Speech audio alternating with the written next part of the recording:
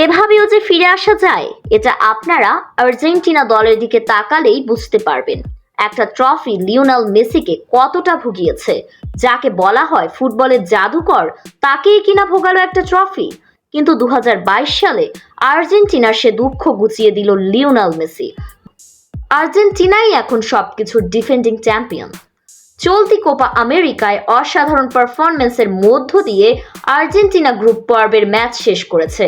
নকআউটের প্রথম ম্যাচেই defending champion Argentina মাঠে নামবে ইকুয়েডরের বিপক্ষে।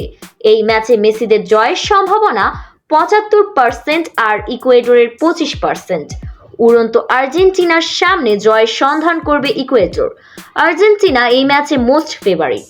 সেইবার ইকুয়েডরকে হারিয়েই সেমিফাইনালে গিয়েছিল মেসি বাহিনী। সেই আর্জেন্টিনা এখন যে আরো দাপুটে, তা হয়তো বুঝে গিয়েছে গুস্তাভো আলফারোর শিষ্যরা। তবে অতীতের পরিসংখ্যানে আলভিসেলেস্তেরা এগিয়ে। এখন পর্যন্ত 22 বার মুখোমুখি হয়েছে আর্জেন্টিনা ইকুয়েডর।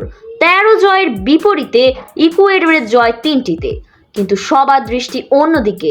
সবার প্রশ্ন একটাই, লিওনেল মেসি খেলবেন তো কোয়ার্টার ফাইনালে? হ্যামস্ট্রিং ইনজুরির কারণে গ্রুপ পর্বের শেষ ম্যাচে থেকে তাকে বিশ্রামে রাখা হয়েছে। মেসির খেলার ব্যাপারে স্কালোনি বলেন, আমরা মেসিকে নেওয়ার চেষ্টা করব। তারপরেও সে যদি প্রস্তুত না থাকে, তাহলে দলের জন্য সেরা সমাধানটা বেছে নেব। আমি তার সঙ্গে আজ কথা বলবো। মনে হয় সে নিজের জন্য সময় নিক এবং যতটা সম্ভব অনুশীলন করুক। এটাই ঠিক হবে। আমরা আরো কিছুক্ষণ অপেক্ষা করব, তারপর সিদ্ধান্ত নেব। সবচেয়ে ভালো হচ্ছে আরো একদিন অপেক্ষা করা। ইকুয়েডরের বিপক্ষে শুরুর একাদশে মেসি না থাকলে আক্রমণ ভাগে হুলিয়ান আলভারেজ ও লাউতারো মার্টিনেজকেই স্ট্রাইকার হিসেবে খেলানোর পরিকল্পনা আছে স্কালোনির। লাউতারো এখন পর্যন্ত কোপায় আর্জেন্টিনার হয়ে সর্বোচ্চ স্কোর করেছেন। তাই মেসি না থাকলেও আর্জেন্টিনা জয় পেতে তেমন বেগ পেতে হবে না, কারণ আর্জেন্টিনা শিবিরের সব প্লেয়ারই ফর্মে আছে। চলুন এক নজরে দেখে নেই দুই দলের সম্ভাব্য একাদশ।